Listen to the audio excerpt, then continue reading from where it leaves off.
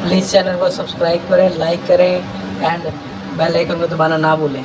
दुनिया की सबसे बड़ी लिफ्ट जो एक बार में 200 से ज्यादा लोगों को एक साथ ले जा सकती है, पर ये लिफ्ट है कहाँ और भारत के लिए सबसे पहला ऑस्कर अवार्ड जीतने वाला शख्स कौन सा था, और एक बुक का रिव्यू करना एक शख्स के लिए कैसे हो गया खतरनाक, और आनंद महिंद्रा ने इस इडली अम्मा के नाम से मशहूर महिला को क्यों दे डाला फ्री में घर, और क्या हुआ जब एक रोलर कोस्टर पर लोग 45 मिनट तक उल्टा लटके रहे, और हरियाणा के हिसार में मिली एक ऐसी ज्वेलरी फैक्ट्री जो 5000 साल पुरानी है, और ऐसा क्या हुआ कि एक शादी में शादी करने गए दूल्हे आपस में बदल गए, और एक ऐसा बंदा जो जापान में परमाणु हमले के दौरान हिरोशिमा और नागासाकी दोनों जगह मौजूद था पर फिर भी बच गया, पर कैसे, और दुनिया की कैसी खतरनाक आदिवासी प्रजाति जो आज भी बिल्कुल आदि मानव की तरह रहती है। यदि आप इन फैक्ट्स के बारे में नहीं जानते तो बने रहिए रहस्य टॉक शो के इस नई वीडियो के आखिर तक। नंबर 90। भारत में कई ऐसी चीजें हैं जो दुनिया भर में फेमस है और इन्हें देखने के लिए दूर दूर से लोग आते हैं। इसी श्रृंखला में अब मुंबई के जियो वर्ल्ड सेंटर में लगाया गया एलिवेटर भी शामिल हो गया है, जो कि दुनिया का सबसे बड़ा एलिवेटर है। 25.78 वर्ग मीटर में फैला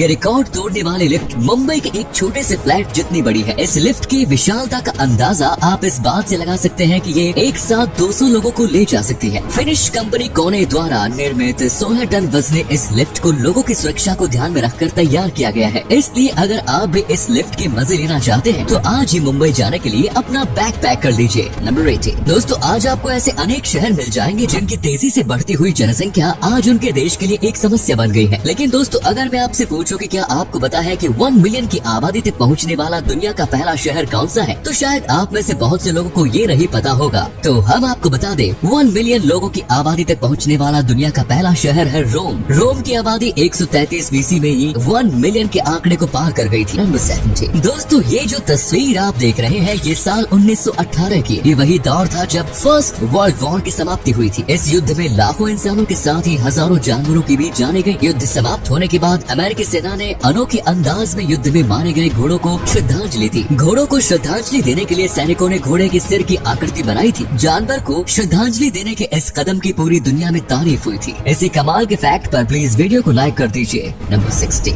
दोस्तों, ये तो आप सब जानते ही होंगे कि एलन मस्क दुनिया के सबसे अमीर आदमी है। फोर्ब्स ने हाल ही में बिलियनियर्स की लिस्ट जारी की है। इस लिस्ट में 2668 लोगों को शामिल किया गया, जिसमें एलन मस्क पहले नंबर पर है। फोर्ब्स के अनुसार एलन मस्क की कुल संपत्ति $273 बिलियन है। एलन मस्क की संपत्ति के बारे में एक इंटरेस्टिंग फैक्ट ये है कि अगर किसी कारणवश मस्क अपनी 99% संपत्ति खो देते हैं तो भी वो कंगाल नहीं होंगे, बल्कि तब भी वो मिलियनियर रहेंगे। 99% संपत्ति खो देने के बाद भी एलन मस्क के पास $250 मिलियन बचे रहेंगे, और इतने पैसे में तो किसी की भी जिंदगी रईसों की तरह कट सकती है। नंबर 50। दोस्तों, क्या आपको मालूम है कि हिंदुस्तान के लिए पहला ऑस्कर किसने जीता था? अगर नहीं तो यहाँ हम आपको बता दें कि भारत के लिए पहला ऑस्कर साल 1983 में भानु अथिया ने जीता।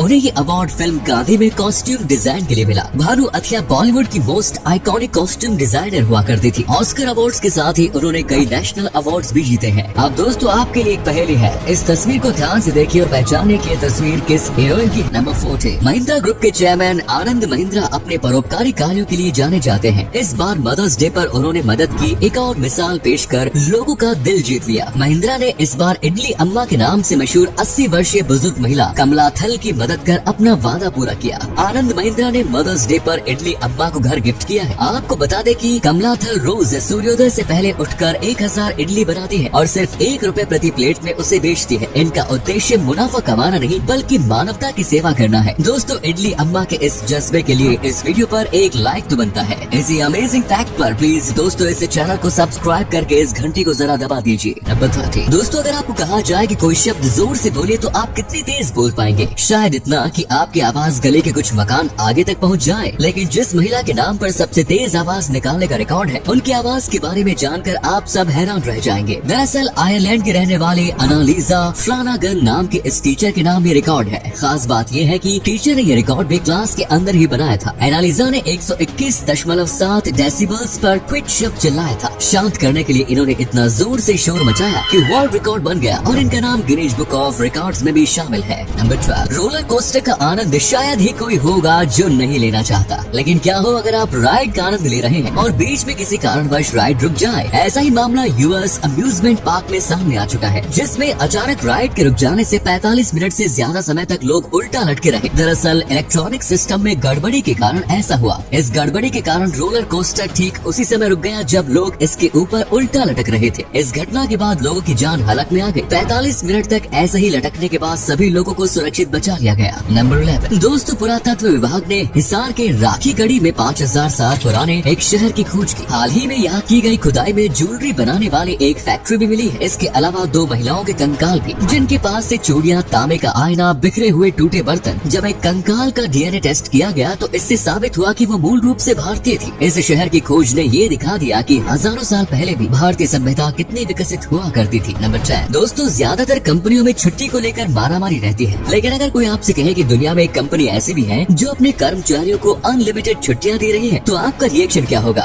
जी हाँ, न्यूजीलैंड की एक सॉफ्टवेयर कंपनी अपने कर्मचारियों को अनलिमिटेड एनुअल लीव दे रही है। न्यूजीलैंड की एक्शन स्टेप कंपनी ने अपने कर्मचारियों से कहा है कि वे जब चाहे छुट्टी पर जा सकते हैं। स्टेप के वाइस प्रेसिडेंट का कहना है कि ये फैसला लोगों को उनकी जरूरत की छुट्टी लेने और फिर कंपनी के लिए अपना बेस्ट आउटपुट देने की वजह से लिया गया है। नंबर 9, दोस्तों पिछले दिनों बिजली गुल होने से मध्य प्रदेश के उज्जैन जिले में एक अजीबोगरीब घटना सामने आई। यहाँ अंधेरे के कारण शादी में होने वाली रस्म के दौरान दुल्हनों के दूल्हे बदल गए। दरअसल उज्जैन जिले के अलसाना गांव में रमेश लाल की 2 बेटियों की शादी थी। 2 युवक अलग अलग परिवार से बारात लेकर आए थे। बारात आने के बाद रात में एक पूजन की रस्म के दौरान बिजली गुल हो गई। ऐसे में अंधेरे में दोनों दुल्हनों ने अलग अलग दूल्हों का हाथ पकड़कर पूजा संपन्न की। बाद में जब लाइट आई तो दोनों दुल्हन और उनके परिजन ये देख दंग रह गए। हालांकि इस गलती को सुबह फेरे के दौरान ठीक कर लिया गया और तय रिश्ते के आधार पर ही दूल्हों के साथ दुल्हनों के 7 फेरे करवाए गए। नंबर 8, अगर आपके नवजात बच्चे हैं तो हमारा नेक्स्ट फैक्ट आपको खुश कर देगा। दरअसल इंडियन रेलवे ने माताओं को सफर में आराम देने के लिए ट्रेनों में बेबी बर्थ की शुरुआत की है। इस सुविधा से ट्रेन से सफर के दौरान बच्चों को सुलाने में मदद मिलेगी। छोटे बच्चों के साथ यात्रा करने वाले यात्रियों की सुविधा के लिए लखनऊ मेल के लोअर बर्थ के किनारे फोल्डेबल बेबी बर्थ लगाया गया। हालांकि अभी ट्रायल के तौर पर है। रेल मंत्रालय ने कू हैंडल से बेबी बर्थ की एक तस्वीर भी शेयर की। नंबर 7, दोस्तों आपने ये कहावत तो सुनी ही होगी कि जाको राखे साइया मार सके ना कोई। ये कहावत सुतोमू यामागुची पर बिल्कुल सटीक बैठती है। दरअसल यामागुची एक ऐसे शख्स हैं जो कि हिरोशिमा और नागासाकी में हुए दोनों ही परमाणु हमले के शिकार हुए और दोनों में बच गए। दरअसल यामागुची काम के सिलसिले में हिरोशिमा गए हुए थे जब वहाँ ब्लास्ट हुआ। हालांकि वो बच गए। ब्लास्ट की रात किसी तरह उन्होंने एक कैंप में बिताई और अगले दिन वे अपने घर नागासाकी पहुँचे और वहाँ से वे अपनी नौकरी पर गए। ऑफिस में बैठकर जब वे अपने बॉस से बात कर रहे थे तो तभी नागासाकी में भी ब्लास्ट हुआ। इस बार भी यामागुची बच गए। नंबर 6, दोस्तों कुछ घटनाएं ऐसी घटती हैं जो हमें सोचने पर मजबूर कर देती हैं। ऐसी ही एक घटना के बारे में हम आपको बताने जा रहे हैं। एक राइटर अपनी बुक के एक ऑनलाइन रिव्यू से इतना परेशान था कि उसने अपने उस रिव्यूअर को सबक सिखाने की सोची और इसके लिए वो निकल पड़ा स्कॉटलैंड की यात्रा पर। वहाँ पहुंचकर वो उस स्टोर पर गया जहाँ वो रिव्यूअर काम करती थी। उसने रिव्यूअर को सबक सिखाने के लिए उसके सिर के पिछले हिस्से में शराब की बोतल दे मारी, जिससे वो बुरी तरह जख्मी हो गई। नेगेटिव रिव्यू देने वालों संभल जाइए। नंबर 5, अगर आप WWE के फैंस हैं तो आप WWE स्टार को तो जानते ही होंगे, लेकिन क्या आप जानते हैं कि एंड्रे को उनका ये भारी भरकम शरीर उन्हें एक बीमारी के चलते मिला। ये बहुत कम लोगों को पता होगा कि जब एंड्रे 14 साल के थे तो उन्होंने घर छोड़ दिया और 19 साल की उम्र में एक प्रोफेशनल रेसलर बनकर लौटे। लेकिन इस बीच बीमारी से उनका शरीर काफी बढ़ गया, जिस कारण जब वे घर वापस आए तो उनके माता पिता उन्हें पहचान नहीं पाए। हैरानी की बात तो यह है कि उनके माता पिता टीवी में अक्सर उन्हें कुश्ती करते देखा करते थे, लेकिन उसके बड़े हुए शरीर की वजह से वो उसे पहचान नहीं पाए। नंबर 4, दोस्तों गहरे महासागर में पाई जाने वाली खतरनाक शार्क के बारे में आप सबने सुना ही होगा। ये कितनी खतरनाक है इसका अंदाजा इस बात से लगाया जा सकता है कि खून का एक कतरा ही इसे मौत की दावत देने के लिए काफी है। एक आंकड़े के मुताबिक शार्क हर साल करीब 83 इंसानों की जान लेती है। लेकिन यहाँ चौंकाने वाली बात यह है कि एक खतरनाक शार्क की तुलना में मासूम से दिखने वाले हिरण अधिक लोगों को मारते हैं। एक शार्क साल में 83 लोगों की जान लेती है तो वही हिरण की वजह से हर साल लगभग 120 लोगों की मौत हो जाती है। नंबर 3, दोस्तों क्या आपने कभी सोचा है कि हम इंसानों के लिए खुशी पाना इतना कठिन क्यों होता है? वैसे तो इसके अनेक रीजंस हैं, लेकिन इन कारणों में से एक प्रमुख कारण है प्रेवलेंस इंड्यूस्ड कॉन्सेप्ट चेंज,